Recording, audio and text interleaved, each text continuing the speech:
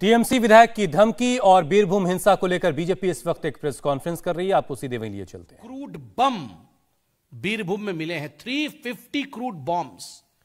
बंगाल आज बम और बारूद के ढेर पर बैठा है और उसे सुलगाने का काम तृणमूल कांग्रेस के विधायक खुद अपनी धमकियों से कर रहे हैं। और यह पहली बार नहीं है। आपको याद होगा 2014 में भी और 2014 के पश्चात 2021 में भी विधानसभा के चुनाव से पहले अनेकों ऐसे धमकी, कभी बॉबी हाकिम करते थे तो कभी उनके पुराने सांसद रेप करने की धमकी देते थे। और बॉबी हाकिम ने तो पिछले चुनाव से पहले जो सेंट्रल सिक्योरिटी फोर्सेस थे उन्हें भी बदले के विषय में कह रहे थे।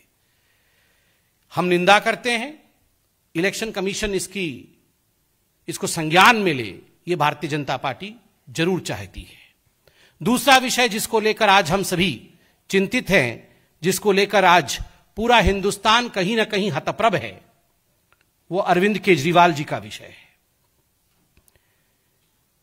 कुछ दिनों से कश्मीर फाइल्स नामक जो मूवी है, पूरे हिंदुस्तान में लोगों ने इसे देखा है और हिंदुस्तान में लोग आज स्तब्ध हैं, हैरान हैं, परेशान हैं, दुखी हैं कि 32 वर्ष पूर्व जम्मू कश्मीर में किस प्रकार का अन्याय हमारे कश्मीरी हिंदुओं के साथ हुआ है।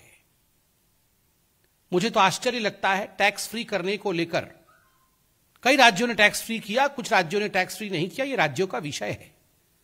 दिल्ली विधानसभा में टैक्स फ्री करना है या नहीं, इस विषय को लेकर जब चर्चा हो रही थी, टैक्स फ्री करना नहीं करना यह प्रेरोगेटिव दिल्ली विधानसभा और अरविंद केजरीवाल जी का है। किंतु जीनोसाइड के ऊपर उसका मजाक बनाना, ठहाका मार के पूरा विधानसभा हंस रहा हो और जिस प्रकार का एक चित्रण पूरे विश्व के सामने और पूरे हिंदुस्तान के सामने गया है, we all have been shamed.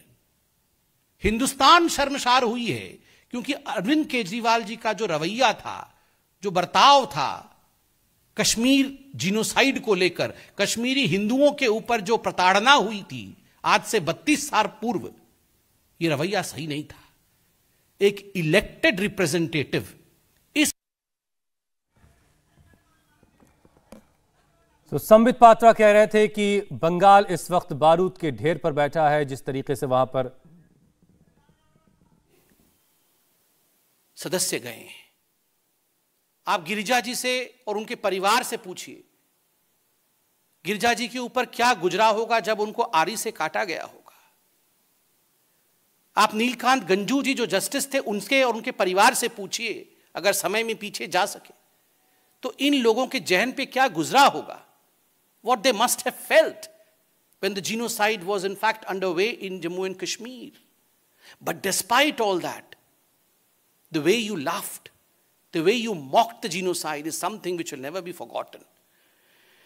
उसके ऐसी बात भी नहीं है अरविंद केजरीवाल जी की आपने कभी किसी मूवी को टैक्स फ्री नहीं किया है।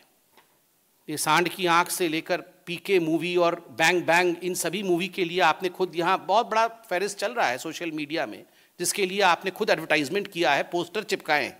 ये सोशल मीडिया के पोस्टर्स हैं अरविंद केजरीवाल के। अरविंद केजरीवाल जी ने न जाने कितने मूवीज के लिए पोस्टर चिपकाए हैं और आज मजाक वो कश्मीरी हिंदुओं का बना रहे हैं।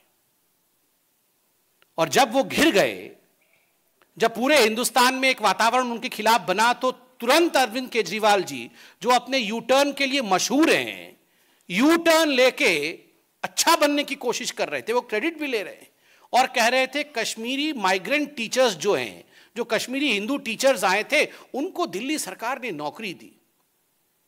ये जो government teachers association migrant registered जो ऑर्गेनाइजेशन है, उनका प्रेस रिलीज मेरे हाथ में है। मुझे तो आश्चर्य हो रहा है कि एक मुख्यमंत्री इस प्रकार से झूठ कैसे बोल सकते हैं।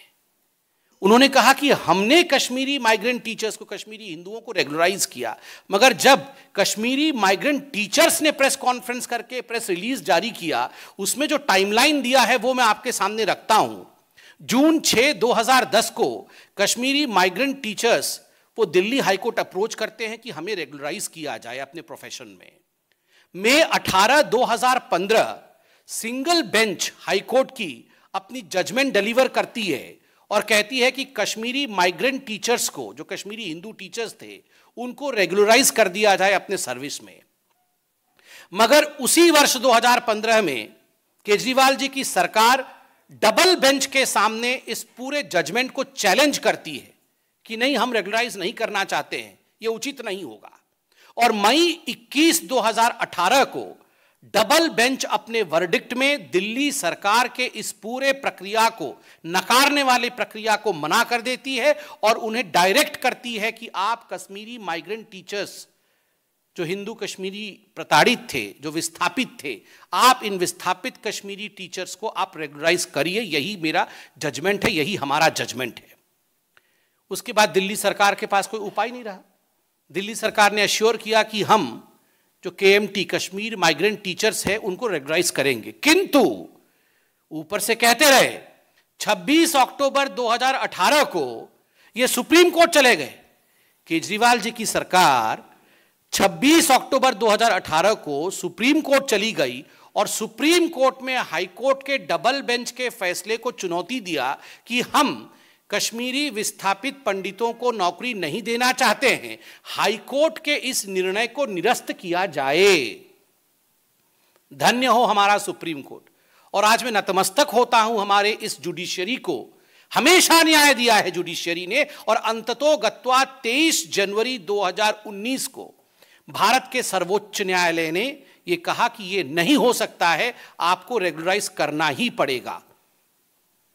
ये 21 मई 2018 को सुप्रीम कोर्ट ने कहा।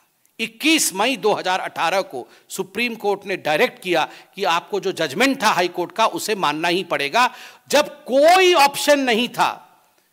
When Kejriwal ji was left with no other option on 23rd January।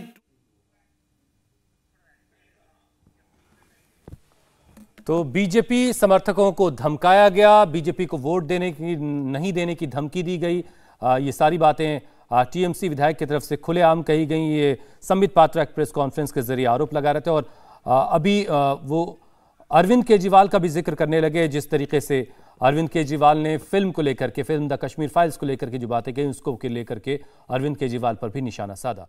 India TV हर वक्त हर जगह डाउनलोड करने के लिए सर्च करें India TV news Google play store या ऐप स्टोर पर।